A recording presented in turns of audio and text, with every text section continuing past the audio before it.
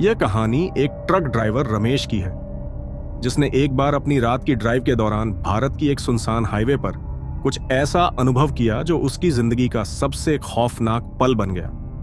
अंधेरी रात थी, चांदनी भी नहीं थी और हाईवे जो एक घने जंगल के बीच से होकर गुजर रही थी पूरी तरह से सुनसान पड़ी थी।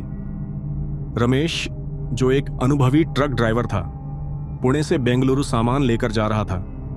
रात के 2:15 थे। वह समय जिसे अक्सर डरावनी कहानियों में जिक्र किया जाता है।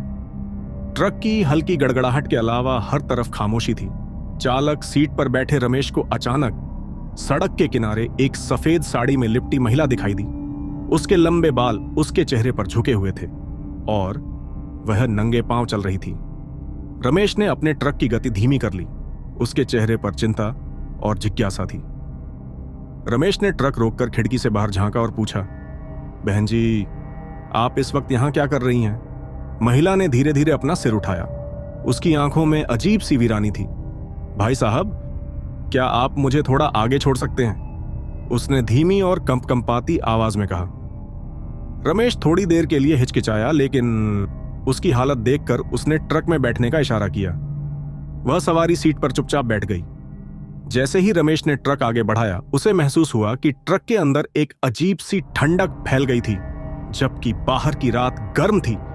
उसने उससे बात करने की कोशिश की, लेकिन महिला ने बहुत कम जवाब दिए और ज्यादातर चुपचाप बैठी रही। कुछ किलोमीटर चलने के बाद महिला ने अचानक कहा, यहां से बाईं ओर मुड़ जाइए। रमेश ने देखा कि वह रास्ता हाईवे का हिस्सा नहीं था। यह एक तंग और उबड़ खाबड़ सड़क थी जो घने जंगल के भीतर जा रही थी। रमेश ने कहा, बहन जी, यह रास्ता सही नहीं लगता। लेकिन महिला ने जिद करते हुए कहा, मेरा घर यहीं पास में है, बस थोड़ा आगे और चलिए। रमेश अनमने ढंग से उस रास्ते पर मुड़ गया। रास्ता घना होता गया और पेड़ों की शाखाएं ट्रक को छूने लगीं। रास्ता जैसे गहरा और डरावना होता जा रहा था। थोड़ी देर बाद महिला ने कहा, यहीं रुक जाइए। रमेश ने ट्रक रोक दिया और उसकी ओर मुड़कर पूछा, यहां आपका घर कहां है? लेकिन जैसे ही उसने देखा, वह सवारी सीट खाली थी। वह महिला गायब हो चुकी थी। डरा हुआ रमेश ट्रक से उतरा और अपनी टॉर्च से आसपास देखने लगा, लेकिन वहां कोई नहीं था।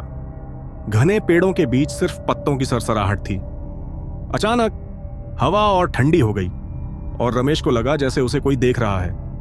भयभीत रमेश वापस हाईवे पर लौटा और सुबह होते ही एक ढाबे पर रुका। वहां उसने अपनी आपबीती सुनाई।